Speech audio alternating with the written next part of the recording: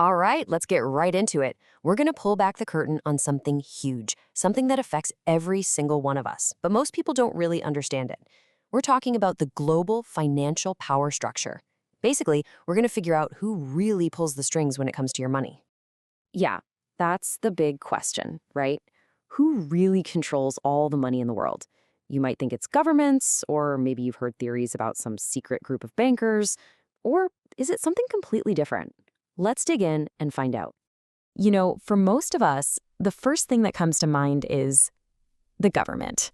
And it makes sense. I mean, you see the faces of historical leaders on your cash, you hear politicians talking about the economy. It seems pretty obvious that they're the ones in charge of the printing presses. But that's not the whole story, not by a long shot. The truth about how money actually gets created and controlled today, especially in our super digital world, is way more complicated and honestly way more fascinating. Okay, so to unpack this, let's start with the big players that everyone knows about, kind of the top of the pyramid that we can actually see. We're talking about central banks. These guys are the official power brokers in the world of finance. And you've for sure heard of the big ones, right? Like the Federal Reserve, the Fed in the United States, or the European Central Bank, the ECB for the Eurozone, and of course the People's Bank of China. These are the absolute titans, the anchors holding the entire global financial system in place. So what do these central banks actually do? Well, on paper, their main job is to keep the economy stable. They do this by controlling interest rates, how much it costs to borrow money. They also manage the money supply, and they act as a safety net for all the other banks, becoming the lender of last resort if things go wrong. But here's where things get really interesting. Here's the twist. Central banks, they don't actually create most of the money we use. It's a huge misconception.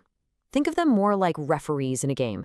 They set the interest rates, they make the rules, but they aren't the ones actually creating the money we use every day.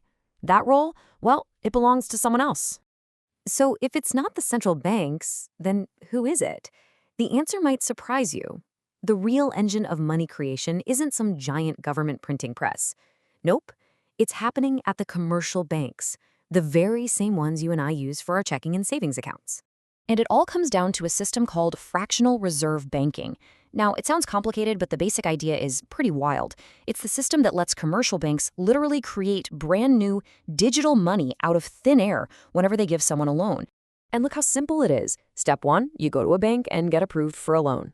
Step 2, the bank just types the numbers into your account. That's it. They don't pull that money from a vault or transfer it from another saver's account. Poof! New digital money is just created right there on the spot. It's brand new money entering the economy. Now get ready for this because this number is mind-blowing. More than 90%, yeah, you heard that right, over 90% of all the money in our economy is just this digital stuff. It's just numbers on a screen created by commercial banks when they make loans. Just let that sink in for a second. Almost all of our money isn't actually physical cash. So let's put it all together. You can think of it like this.